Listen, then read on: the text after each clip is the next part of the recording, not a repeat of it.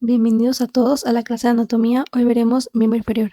El equipo está conformado por Paulette Flores, Luis Roberto Maldonado, Paola Valera Durán, Perla Damaris Cuautle, Camila Rodríguez y Jesús Salvador. La función del miembro inferior es ayudar a mantener el peso corporal en posición erecta y permitir la locomoción del ser humano. El esqueleto de los miembros inferiores está constituido por dos segmentos: la cintura pélvica, formada por los dos huesos coxales, y la porción libre de cada miembro inferior, formada por el fémur, la rótula, la tibia, el peroné y los huesos del pie. A continuación, veremos las características de cada uno de estos huesos. Empezaremos con el hueso coxal, que forma la cintura pélvica y es la conexión entre el miembro inferior con el resto del cuerpo, además de que nos ayuda a distribuir el peso que viene a través de la columna hacia los miembros inferiores y sirve de protección para varias estructuras pélvicas. El hueso coxal está compuesto por el ilion, el isquion y el pubis. El ilion es la parte superior y más grande, está compuesto por dos partes, un cuerpo y un ala. El cuerpo es la parte donde se une el ilion con el resto de las partes del hueso coxal. Vemos una elevación en la unión del ilion con el pubis, que es la eminencia hilopectina, que nos dice que el pubis está uniendo al ilion. La línea arqueada es la unión del ala y el cuerpo del ilion. Se continúa hacia adelante para formar la cresta pectínea. El ala es la parte más superior del ilion y por consecuencia del hueso coxal. La cresta ilíaca comienza en la prominencia que se encuentra en la parte anterior, que es la espina ilíaca anterosuperior, y termina en la espina ilíaca posterosuperior, formado por dos labios, el labio externo que ve hacia afuera y el labio interno que ve hacia adentro. La parte rugosa entre los dos labios es la zona media y a 5 centímetros por detrás de la espina ilíaca anterosuperior se encuentra el tubérculo de la cresta ilíaca, que es parte del labio externo. El ala va a tener 3 bordes y 2 caras. Tenemos un borde anterior, medial y posterior. Además, tenemos dos caras o también llamadas fosas, una externa y otra interna. En la fosa externa tenemos 3 líneas semicirculares que de posterior a anterior son la línea glútea posterior, anterior e inferior. A diferencia de la fosa externa, la fosa ilíaca interna es lisa. El isquion es la parte más posterior-inferior del hueso coxal. Está conformado por un cuerpo y una rama ascendente. El cuerpo está dividido en dos extremidades, una superior y otra inferior. La superior es la que se va a articular con el pubis a través del acetábulo y con el cuerpo del ilion. La parte inferior se va a continuar con la rama ascendente. Tiene 3 caras, la femoral, la pélvica y posterior, y tiene 3 bordes, uno externo, uno posterior y uno anterior. La rama ascendente es una estructura que se continúa con el pubis para formar la rama isquiopúbica, que tiene un borde superior y forma parte del agujero obturador. El pubis es la parte más anteroinferior y pequeña del hueso coxal. Tiene un cuerpo y 2 ramas. El cuerpo del pubis constituye el único punto de contacto directo entre los dos huesos coxales. Entre ambos se sitúa la sínfisis del pubis. La rama superior del pubis se continúa con el ilio, mientras que la rama inferior lo hace con el isquion. Ambas delimitan la parte anterior del agujero obturador. El fémur es el hueso del muslo y constituye el hueso más largo del cuerpo. Su extremo o epífisis proximal se caracteriza por una cabeza, un cuello y 2 grandes proyecciones, los trocánteres mayor y menor, en la parte superior de la diáfisis. El cuello tiene forma cilíndrica y une la cabeza con la diáfisis. Los trocánteres mayor y menor son protuberancias que aparecen en el fémur a nivel de la unión entre el cuello y la diáfisis del fémur. El trocánter mayor es lateral y palpable externamente, mientras que el trocánter menor se localiza en la parte medial del fémur. La línea intertrocantérica es una rugosidad ósea que, originándose en el trocánter mayor, desciende por la parte anterior del fémur hasta una zona justo anterior a la base del trocánter menor. La línea intertrocantérica se continúa con la línea pectínea, que desciende en espiral para fundirse ya en la superficie posterior del fémur con la línea áspera. La cresta intertrocantérica es una cresta ósea que va desde el trocánter mayor hasta el trocánter menor por la parte posterior del fémur. A nivel anatómico, en ella destaca el tubérculo cuadrado, un engrosamiento de la cresta situado hacia la mitad de esta. La diáfisis del fémur está orientada ligeramente medial hacia el eje vertical del cuerpo. En cuanto a relieves anatómicos, destacan 2, la tuberosidad glútea y la línea áspera. La tuberosidad glútea se encuentra en la parte posterior del fémur en su tercio superior. Desde el punto en el que a la tuberosidad glútea se le une la línea pectínea, ese relieve pasa a considerarse línea áspera. En el extremo distal del fémur, la línea áspera se bifurca para dar lugar a las líneas supracondilias medial y lateral. La línea supracondilia medial termina en una prominencia conocida como tubérculo aductor. El tubérculo aductor se encuentra inmediatamente superior al cóndilo medial del fémur. Por su parte, la línea supracondilia lateral termina en una rugosidad. Los cóndilos son las superficies óseas lisas que se articulan con la tibia en la articulación de la rodilla. Están separados por una fosa intercondilia. La fosa intercondilia, a su vez, posee 2 carillas para la inserción de los ligamentos cruzados de la rodilla. La rótula o la patela es un hueso sesamoideo incluido en el tendón del cuádriceps, con forma de castaña. Presenta dos caras, la posterior es rugosa y tiene una superficie articular que se articula con la cara rotuliana del fémur. La cara anterior está surcada por numerosas estriaciones longitudinales y paralelas, consecuencia de la presión que ejerce el tendón del cuádriceps. De lado es aplanada y se aplica con la tróclea femoral. La tibia es un hueso largo y voluminoso, situado en la porción antero-interna de la pierna. Recibe el peso del fémur y lo transmite al pie por medio del hueso astrágalo. Tiene dos epífisis, una superior y una inferior, y una diáfisis.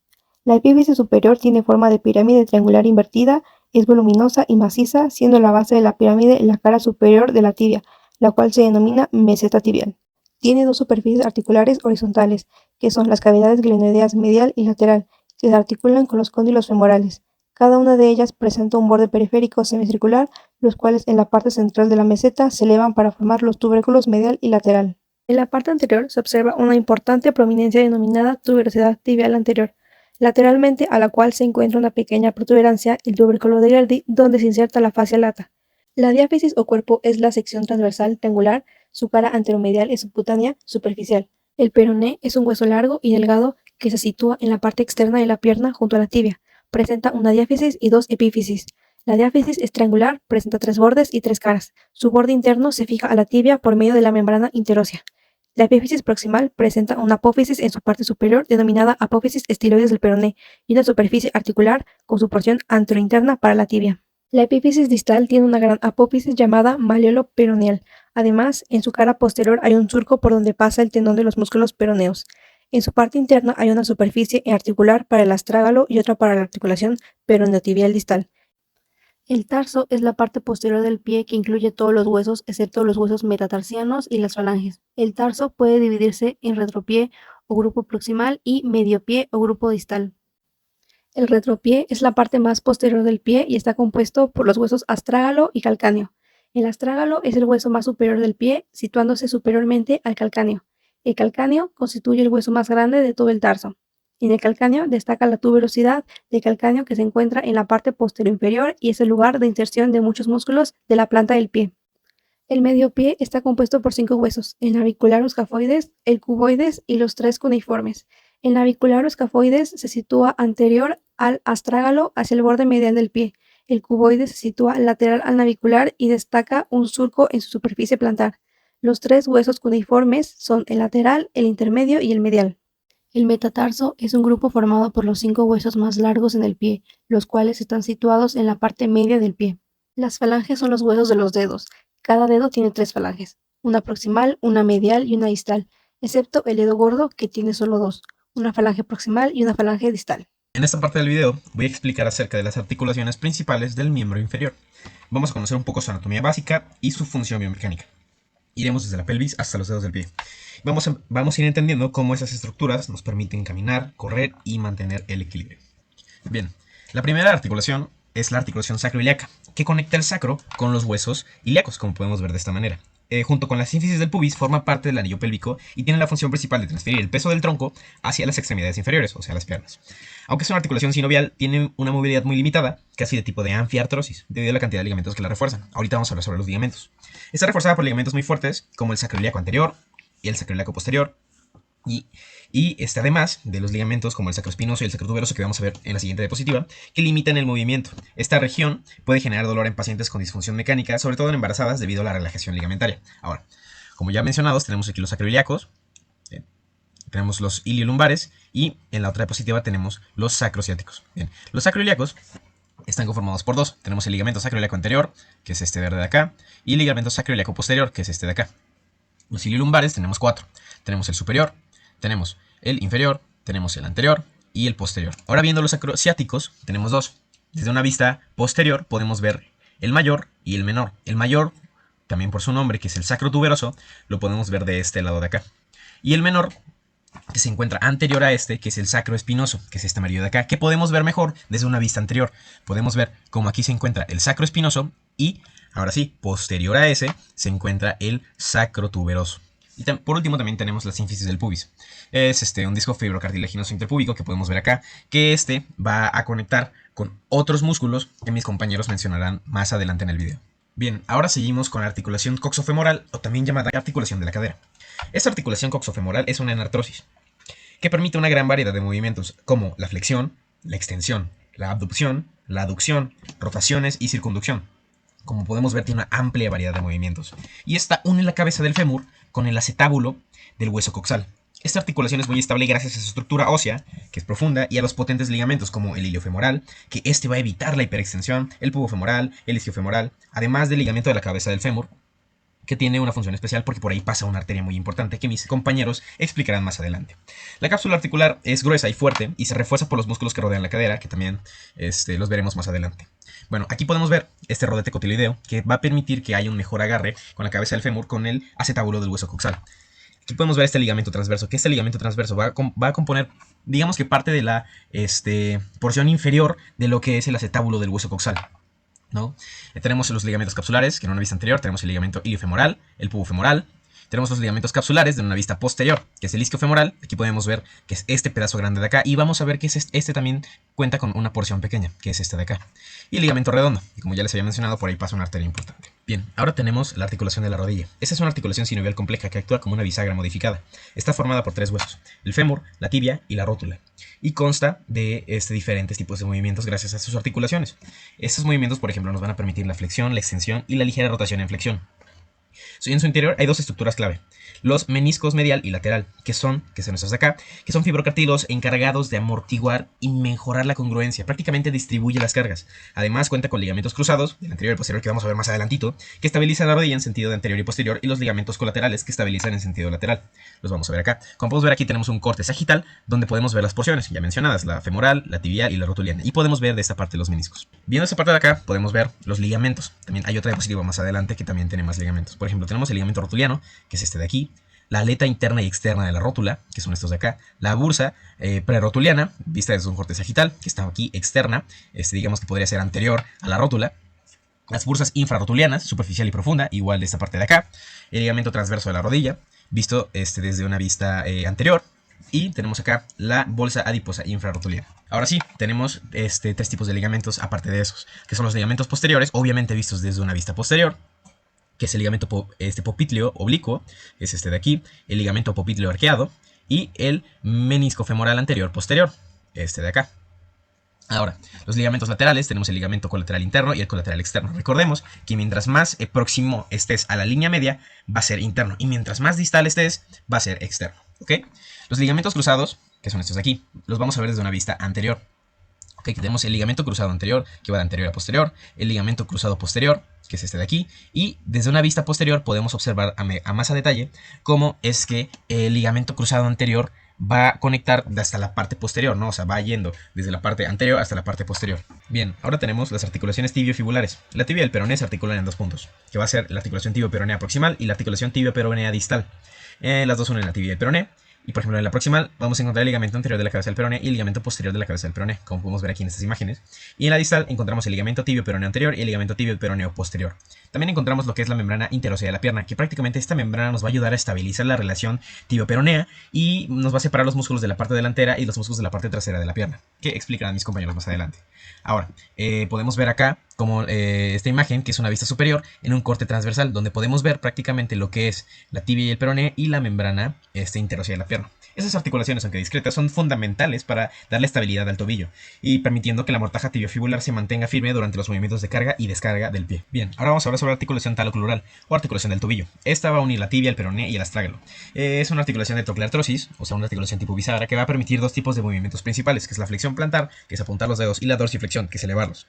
Está estabilizada por el ligamento deltoideo medial y 3 ligamentos laterales, que veremos más adelante, como el peroneo astragalino anterior, el peroneo calcáneo y el peroneo astragalino posterior, los cuales se lesionan comúnmente en esguinces. Pero bueno, aquí podemos ver desde un corte coronal en una vista posterior las 3 porciones, ¿no? Que es la tibial, la peronea y la del astrágalo. Ahora sí, hablando de los medios de unión, tenemos 2 tipos de ligamentos, que son los ligamentos externos y los ligamentos internos. Viendo aquí, como ya mencionamos, el ligamento peroneo astragalino anterior, el ligamento peroneo astragalino posterior y el ligamento calcáneo peroneo. Ahora hablando de ligamentos internos, podemos ver que contamos con 4.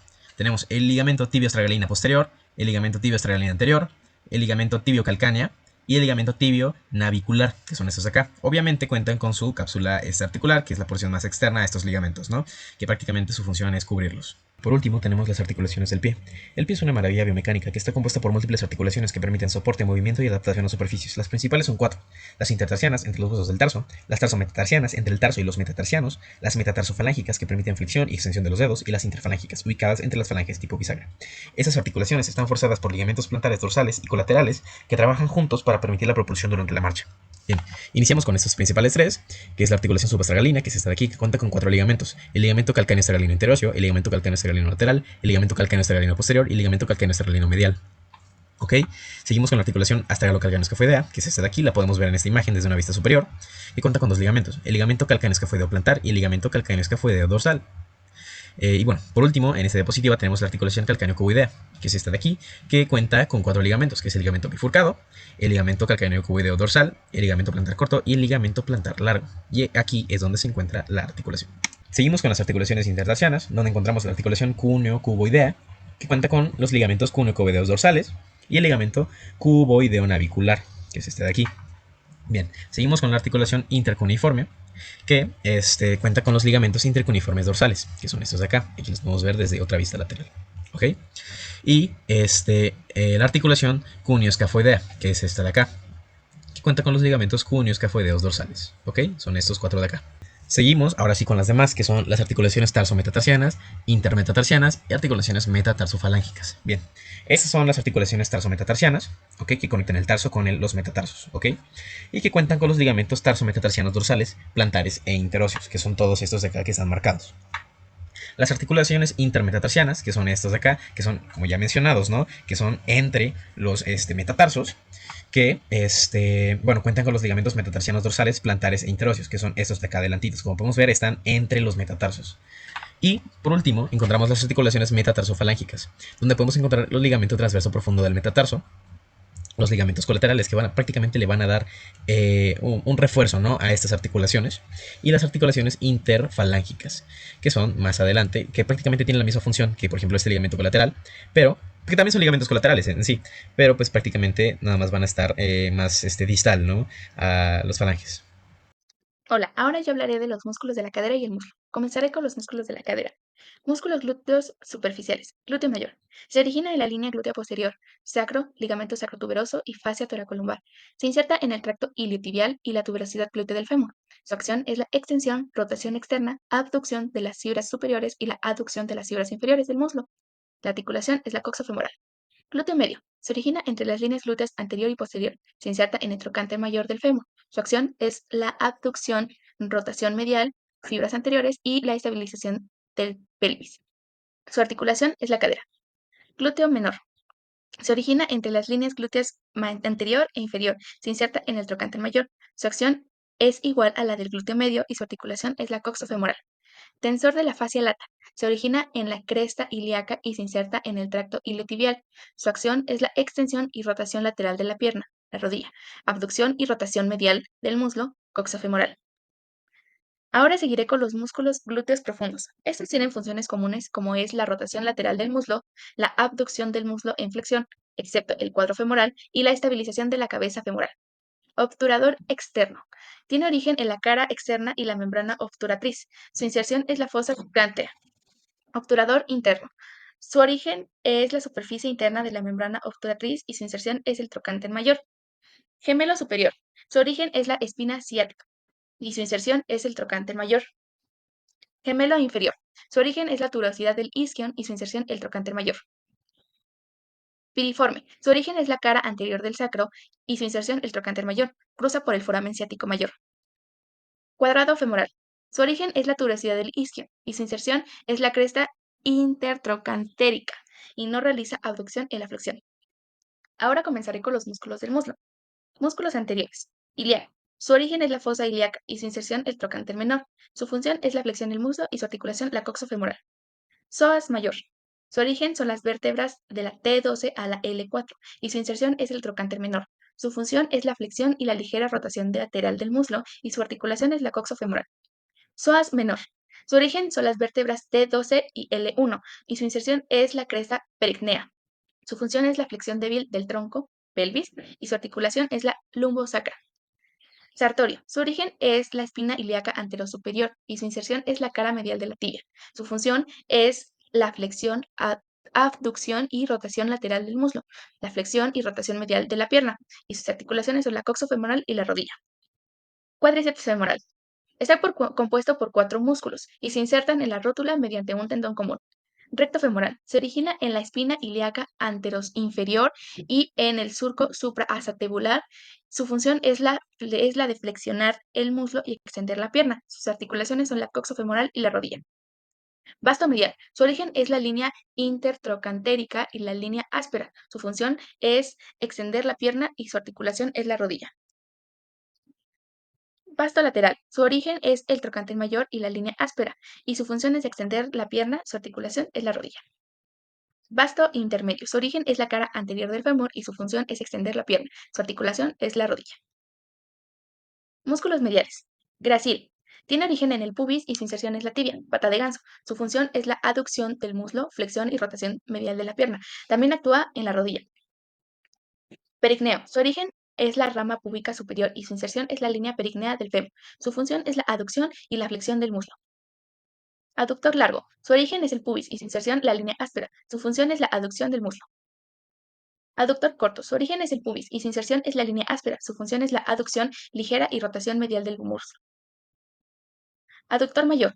Su porción aductora tiene origen en la rama isquiopubiana y su inserción es la tuberosidad glútea. Su función es la aducción y flexión del muslo. Por otro lado, la porción isquiocondylea tiene su origen en la tuberosidad isquiática y su inserción es el tubérculo del aductor. Su función es la aducción y la extensión del muslo.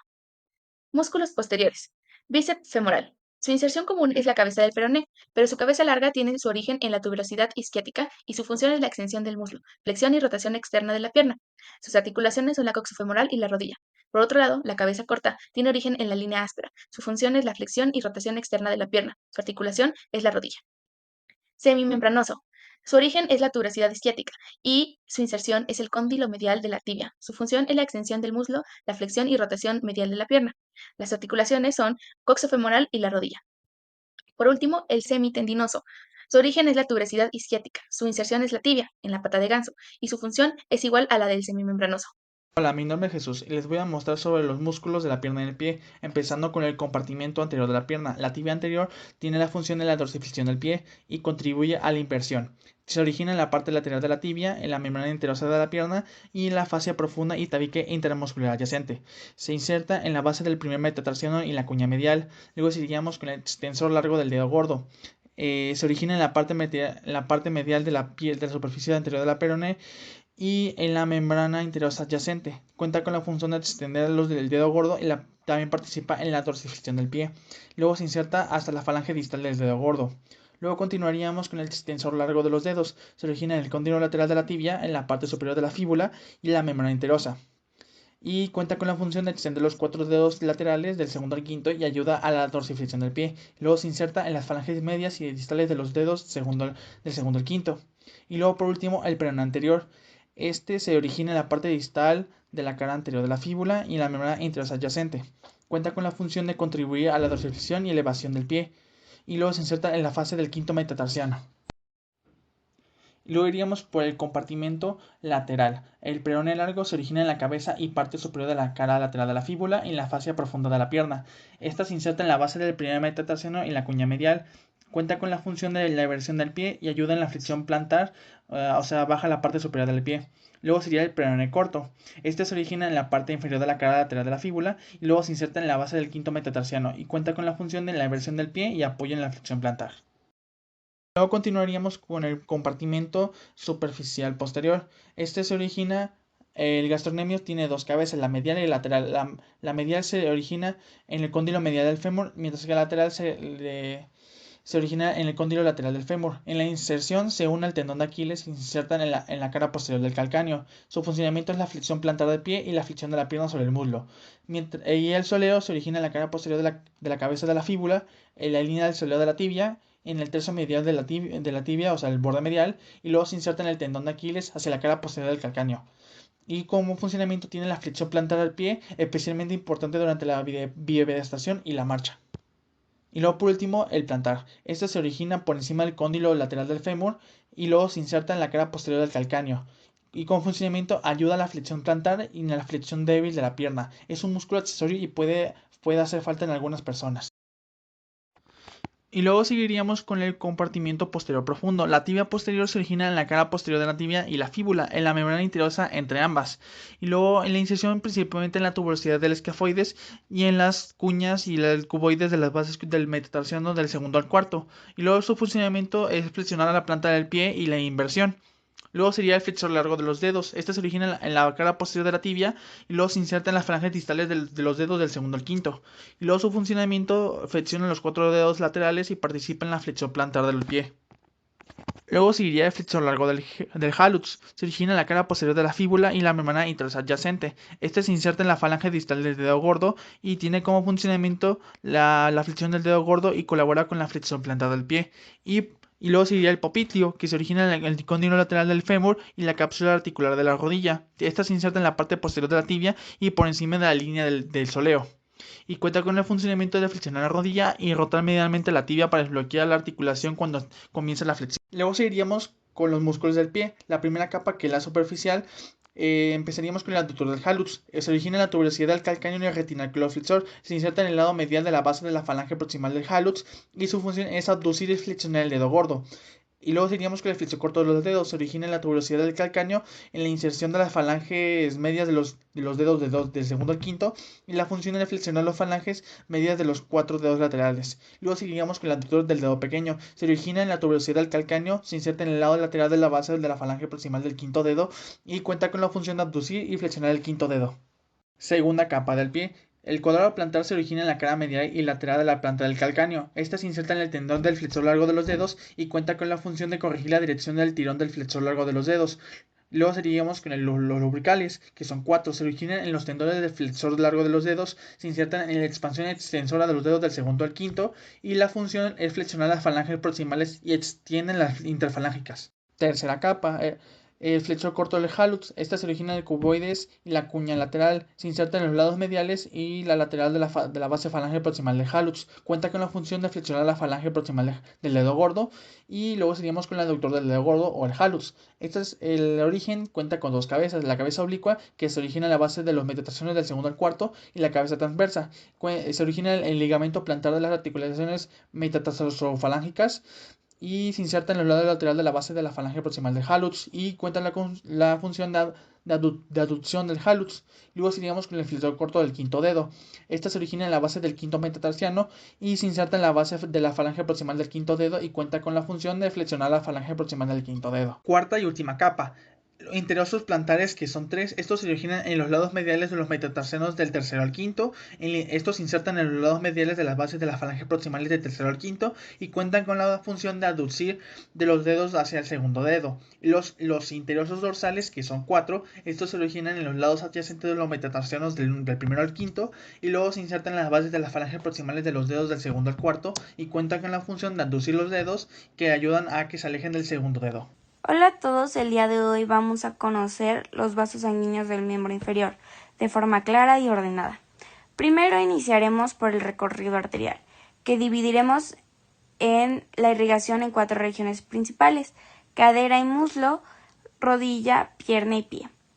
Debemos de saber que todo comienza con la aorta abdominal, que al llegar al borde pélvico se va a bifurcar en 2 arterias ilíacas comunes, como vemos acá.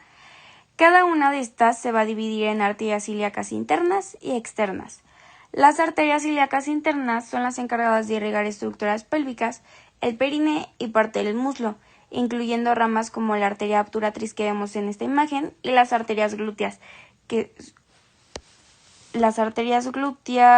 superior e inferior, que van a irrigar la cara medial del muslo, la cabeza del fémur y la región glútea. La ilíaca externa, por otra parte, va a cruzar por debajo del ligamento inguinal y va a dar origen a la llamada arteria femoral, que es la arteria principal del miembro inferior. Después, la arteria femoral va a entrar por el muslo, por el triángulo femoral, que va a estar limitado superiormente por el ligamento inguinal, medialmente por el músculo aductor largo y lateral o externamente por el músculo sartorio. En esta parte se puede palpar clínicamente y aquí emite varias ramas. siendo la más importante la arteria femoral profunda, que irriga la parte posterior del muslo mediante ramas perforantes y circunflejas, como vemos acá. Al descender por el muslo, la arteria femoral atraviesa el hiato aductor mayor, que es un hueco que se forma en el músculo aductor mayor, y al atravesar esta va a cambiar el nombre a llamarse arteria popltea, que se ubica en la fosa popltea posterior a la rodilla. En esta parte también se puede palpar clínicamente el pulso, pero a veces es un poco más complicado ya que está rodeado por tejido adiposo. Y va a dar origen a varias ramas que forman redes de anastomosis para irrigar la rodilla, como vemos acá. Después vamos a pasar a la pierna y la arteria popltea se va a dividir en dos ramas terminales. La arteria tibial anterior, que son las encargadas de irrigar el compartimiento anterior de la pierna, y continúa como arteria dorsal del pie, que vamos a ver próximamente.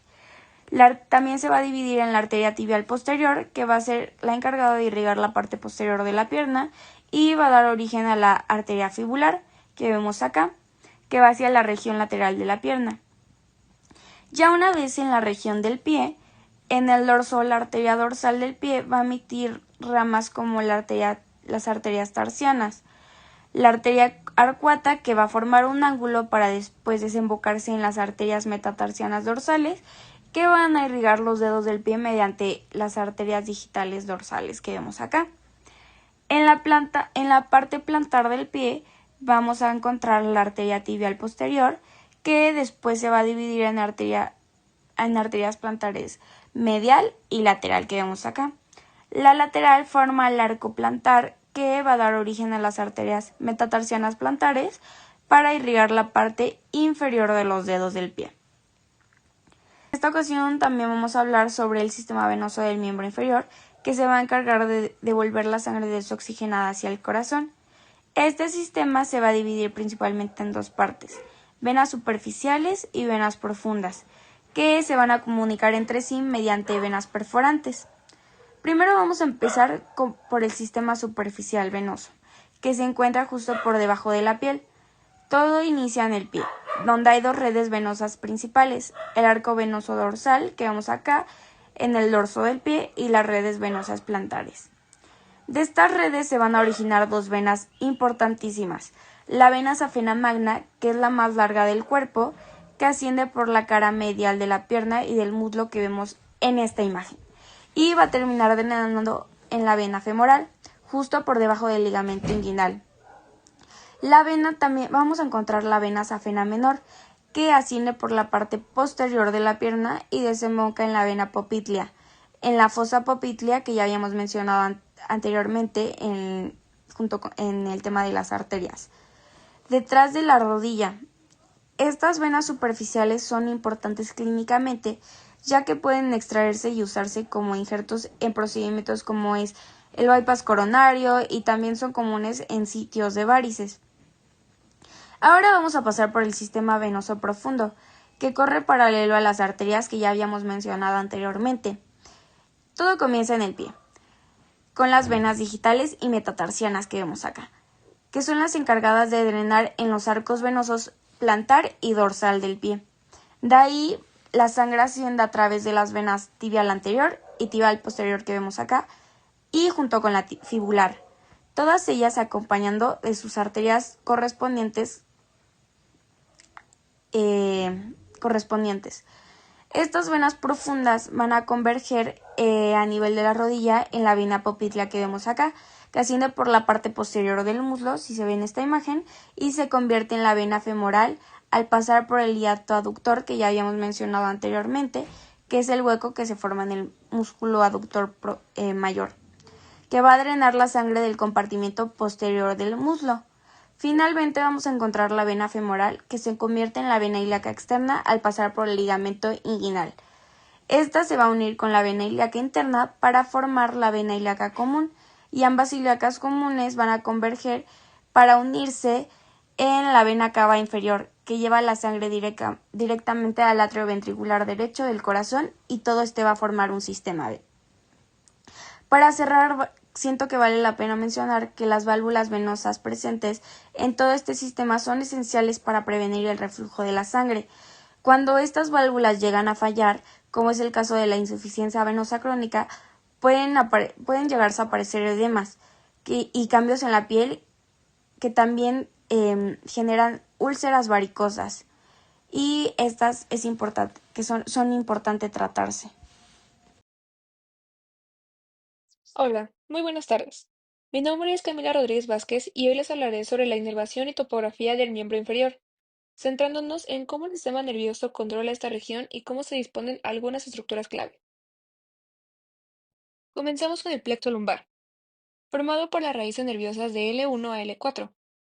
De aquí se originan nervios muy importantes, como por ejemplo el nervio femoral, que inerva los músculos del compartimiento anterior del muslo, como el cuádriceps, y también da sensibilidad a la cara anterior del muslo y parte de la pierna.